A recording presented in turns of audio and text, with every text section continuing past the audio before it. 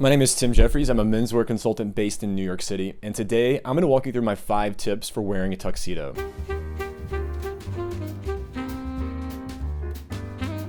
Why am I doing this? Well, I love tuxedos and I love wearing them, and I've learned a few things along the way. I know that we live in a very informal world. Not a lot of people get dressed up, not a lot of people wear a black tie. People have black tie events but just don't know what to wear to them. And I'm here to demystify that experience and take it from a place of dread to where you're excited to put on a tuxedo because it looks good, it feels good, and it has a little bit of your own personality in it. Tip number 1, use a real bow tie. I think that the look is so much more elevated with a real bow tie. Don't let the excuse of "I don't know how to tie a bow tie" be the reason why you wear a pre-tied bow tie.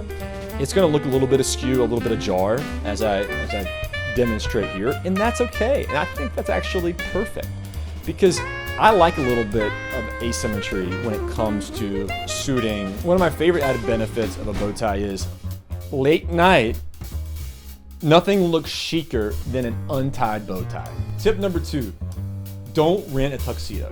Now you may think, I'm never gonna wear a tuxedo again. I only need it for this one time.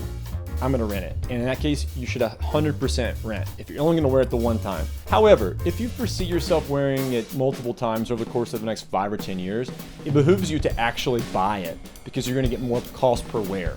More importantly, it's gonna look better. And that's the key. When you're wearing a tuxedo, you don't want it to feel baggy, you don't want it to feel off the rack, which it does. You simply can't tailor a rented suit. Buy a tuxedo.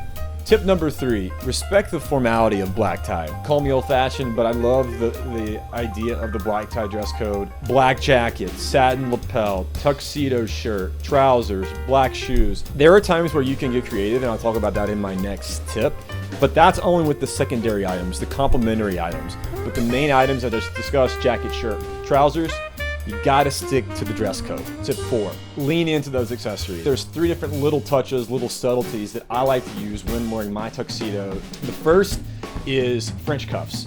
If the jacket's cut properly and the shirt's cut properly, which I assume they are because you're watching this video, when you extend your hand for a handshake or to get a drink from the bar, you get that nice 1 to 2 centimeters of sleeve popping out and just the right amount of French cuffs showing, and it's just a really nice detail. Which brings me to my next accessory piece, the cufflink. You need a cufflink to fasten the shirt because there's no button there. And this is where I think you can insert a little bit of personality and originality and creativity in your outfit. And then additionally, something I've been wearing more recently is a cummerbund. It really makes you honestly look slimmer. And a small benefit is it hides when your shirt comes untucked a little bit when you're moving and grooving on the dance floor, which I know y'all be out there doing. And then finally, with the shirt, I like a pleated front. It's a really nice touch and it adds some texture. Small little details, very subtle. Only the real aficionados would recognize that, but that's exactly what I want. I don't want it to be ostentatious. I don't want it to be overtly in your face. I want it to be like, if you know, you know. Number 5 is the shoes. Make sure you get good tuxedo shoes. Now, it's not completely necessary. Again, if you're on a budget, I would optimize for the suit itself over the shoes, but you want to upgrade your tuxedo game. You want to get good shoes. So for me, traditional tuxedo shoe, velvet slippers. I opted for a Belgian loafer, which has the same silhouette, but it can also be worn casually. All right, let's go over one more time the 5 things that we learned in this video. 1, use a real bow tie. If you take nothing away from this video other than that, then I've done my job. So make sure to wear a real bow tie. 2, buy, don't rent if you can. If you can't afford to buy a new suit, look vintage. 3, respect the sanctity, respect the formality of a black tie event.